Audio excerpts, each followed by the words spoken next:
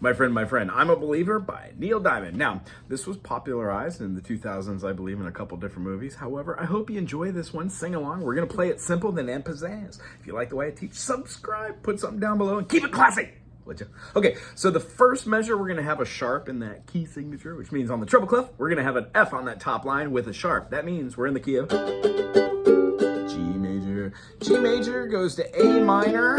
A minor goes up a whole step to B minor, then up a half step to C major.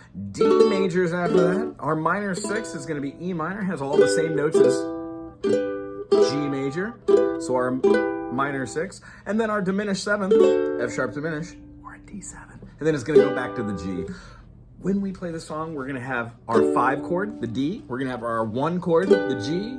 We're going to have an A major, which is outside the 7 diatonic chords. Remember, G major had a minor 2nd, A minor. Therefore, an A major is different. That's called a key change. So when we go through here, I see that in the book it says D to A to C, back to D.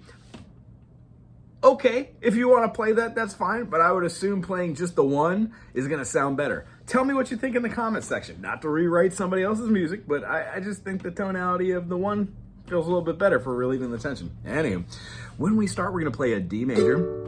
I thought love was A major, blah, blah. Here comes the C. True in fairy tales.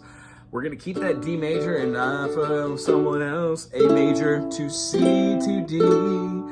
Then we make the change to G. Do, do, do, do, do. Go back to the 5, to the 1 chord, to the G, to the 5 chord, to the 1 chord, to the 5 chord, and then a major 2. Chaka, chaka, chaka, chaka. Then I saw her face. We're going to go to the 1 chord. G is good. I'm sorry. Rewind. Whoop, whoop, whoop. 5 chord. D, G, D, hold it. D, G, D, hold it. D, G, D. You're going to hold this out. You're going to go to the G, to the D. Here comes that C. Back to the A. Now, the reason why I say in the first couple measures to change that tonality from the C to the G is present. It's the key of the song. Everything else is relatable. That C major acts as a G, A, B, C, a major 4th. And if you reserve that to the end of the song, when you play that,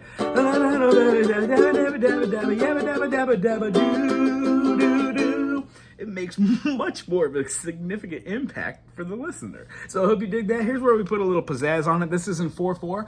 Slowly, I would probably have a 16th non-broken beat, which means something like down, up, down, up, down, up, down, up, down, up, down, up, down, up, down, up, down, up. And right before I go to that A major, because I know I'm going to the A, B, C, D, E, I would play a quick E7, maybe. So let's see how it feels. Thought love was only true in fairy tales, and for someone else, but not for me. Love was out to get me. That's the way it seemed. Disappointment haunted my dream. Cut, and I saw her face. Now I'm a believer. Now I'm not a trace. A doubt in my mind. I'm in love. I'm a believer. I could not leave her if I tried. So I'm keeping the A shape, hammering onto the C. That's a bebop Dorian kind of thing. It makes a minor into a major. Really kind of cool